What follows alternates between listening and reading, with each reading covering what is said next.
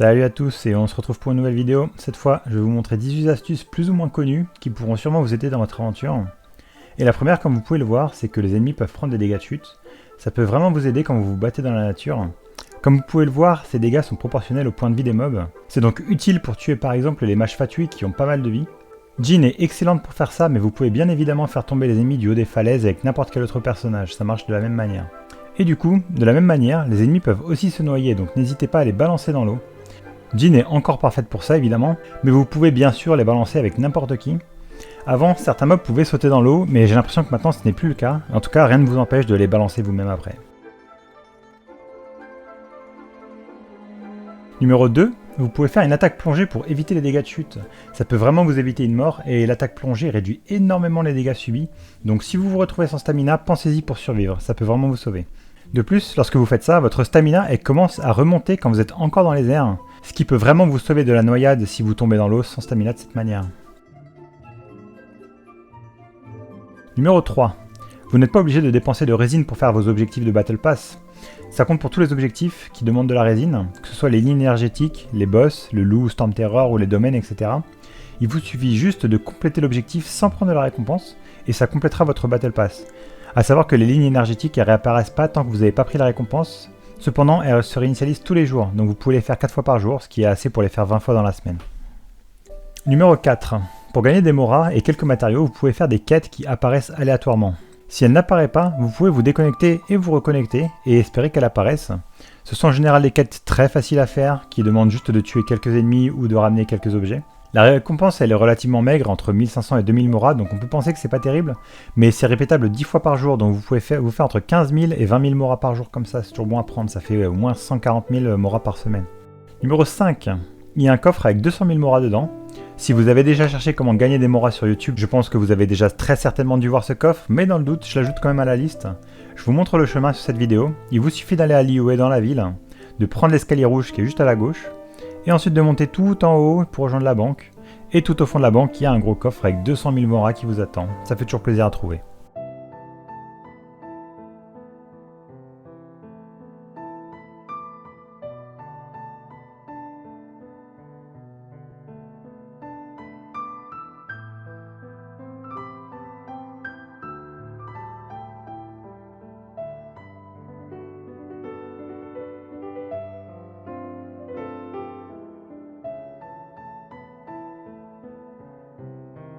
Numéro 6, un gros morceau.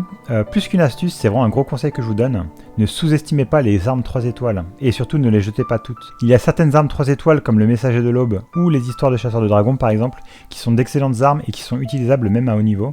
Leurs utilisations sont un peu limitées, mais pour certains personnages, elles sont meilleures que des armes 4 ou 5 étoiles qu'ils pourraient avoir. Sans oublier qu'elles sont très faciles à raffiner et beaucoup moins chères à monter.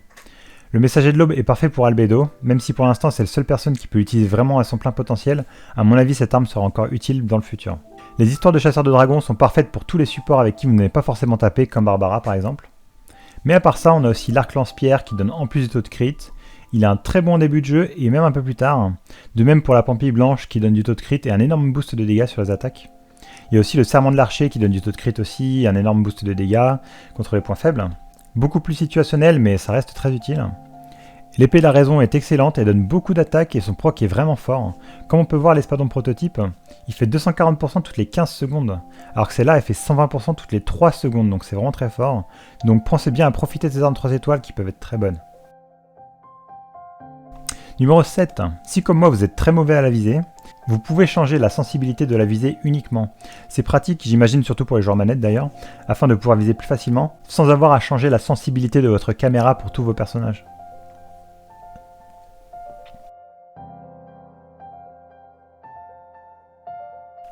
Numéro 8. Les coffres ne réapparaissent pas. Je mets l'accent là-dessus. Il y a beaucoup de fausses infos qui tournent depuis le début du jeu, comme quoi les coffres réapparaîtraient ou ne réapparaîtraient pas. Cependant, quand votre niveau d'aventurier augmente, de nouveaux coffres apparaissent, ça c'est vrai, mais les coffres que vous avez déjà ouverts ne réapparaissent pas. Mais à l'endroit que je vous montre actuellement, à l'ouest de Liyue, il y a de l'ambre que vous pouvez casser, et dedans se trouvent aléatoirement des coffres. Si vous suivez le chemin de terre jusqu'en bas, vous verrez plusieurs ambres. Retournez-y tous les jours et des coffres peuvent s'y trouver, mais c'est aussi limité et à un moment il n'y en aura plus non plus. Ça reste cependant un bon moyen de récupérer de la viande aussi parce qu'il y a plein d'animaux bloqués dans l'ambre. Et comme vous pouvez le voir, je vais trouver aucun coffre car je les ai déjà tous trouvés. Numéro 9. La taille ça compte. Oui, car les personnages n'ont pas la même vitesse selon leur taille. On peut voir que Zhongli a moins de mal à passer les obstacles et que Kiki va devoir sauter plus pour escalader une falaise par exemple. Pareil pour la course, comme on peut le voir là, j'ai comparé tous les personnages. À part Mona qui triche, Zhongli sera le plus rapide, et suivi de Ningguang, et Kiki sera forcément la dernière vu qu'elle est toute petite.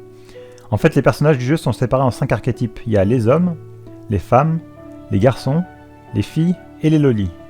Et du coup, ça affecte aussi la vitesse de nage, parce que les adultes nageront plus vite, à part Mona qui triche encore évidemment. Et du coup, c'est bon à savoir pour se déplacer efficacement, de prendre le personnage qui va le plus rapidement, c'est-à-dire les grands personnages en général. Ou Mona si vous avez Mona.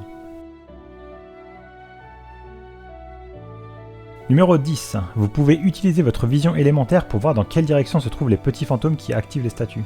C'est très pratique parce que parfois on se demande vraiment où sont les petits fantômes, on voit la statue mais on ne sait pas où ça se trouve. Il suffit de faire la vision élémentaire et grâce à ça, vous avez qu'à courir dans la direction indiquée et vous êtes certain de trouver le fantôme, tant que vous regardez un petit peu les alentours, parce que parfois ils sont cachés en hauteur ou dans des structures à casser. Numéro 11. Vous pouvez traquer tous les ennemis rares et en plus ils peuvent drop des artefacts, ça c'est très important à savoir aussi.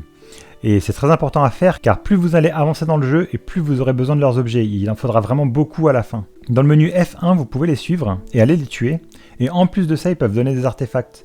C'est entièrement sans résine donc c'est un truc qui est vraiment bien à faire pour tuer le temps et à faire tous les jours. Numéro 12, n'ayez pas peur d'augmenter vos artefacts. Surtout au début, on a tendance à se dire « Ah, j'ai pas envie de les monter parce que ça va me coûter trop cher ». Lorsque vous augmentez un artefact, si vous l'utilisez plus tard pour en augmenter un autre, la majorité de l'XP sera gardée. Comme vous pouvez le voir, j'ai utilisé environ 10 000 d'XP pour augmenter un artefact à plus 4, mais si je me dis que j'en veux pas finalement, je peux l'utiliser pour en monter un autre et je vais récupérer au moins 9000 points d'XP, donc il y a 90% d'XP qui est gardé. C'est pour ça qu'il ne faut pas hésiter à augmenter ces artefacts au début du jeu afin de booster vos dégâts. J'en parle d'ailleurs dans mon autre vidéo sur les artefacts, donc n'hésitez pas à aller la voir. Numéro 13, un petit Quality of Life. Vous pouvez changer de position d'un personnage dans une équipe en laissant le clic appuyé et en le glissant. Ça évite juste d'avoir à retirer les personnages pour les replacer dans l'ordre, vous pouvez juste les glisser. Numéro 14, il y a plusieurs PNJ qui vendent des artefacts, donc pensez à les acheter. Ils sont disponibles une fois par semaine. Ça fait de l'expérience d'artefacts gratuite en plus, donc vraiment facilement. Un des deux PNJ à l'IE n'apparaît que la nuit, donc n'oubliez pas de changer d'heure. Et je vous mets la carte pour l'emplacement des 3 PNJ.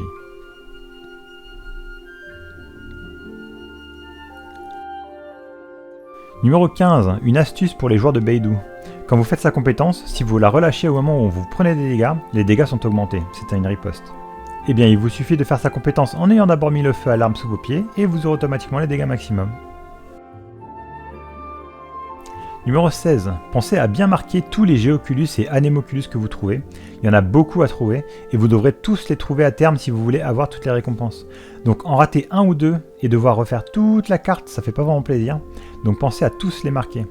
Vous n'avez d'ailleurs que 100 marqueurs disponibles, donc vous ne pourrez sûrement pas tous les mettre, mais ça peut quand même aider. Vous pouvez aussi aller voir la carte interactive de Genshin FR pour voir tous les emplacements, je mettrai le lien dans la description. Numéro 17. Chaque personnage a un plat dont c'est la spécialité. Par exemple, le poulet mariné, si je fais cuisiner, on voit que c'est la spécialité de personne. Mais si par contre je vais sur la salade copieuse, là on peut voir que c'est la spécialité de Mona. Ce qui veut dire que quand on fait cette recette, on a une chance d'avoir une version supérieure qui est encore meilleure que la version parfaite. Comme là, la version parfaite, elle donne 12%. Mais la spécialité de Mona donne 16%, ce qui est un énorme boost. Donc pensez toujours à vérifier si vous n'avez pas le personnage pour la spécialité.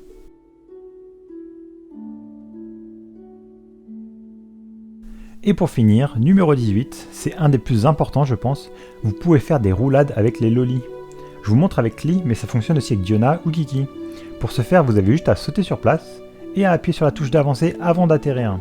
C'est un peu tricky à faire, c'est pas facile, il faut le bon timing, mais avec assez d'entraînement, on arrive à les enchaîner. Je vous préviens, ça sert à rien, mais je trouvais ça cool et je voulais partager avec ceux qui ont eu le courage d'aller jusqu'à la fin de la vidéo. Donc voilà, j'espère que ces conseils vous ont plu et vous ont aidé. Et merci d'avoir regardé. N'hésitez pas à commenter et à vous abonner si vous avez apprécié. Et à la prochaine, salut!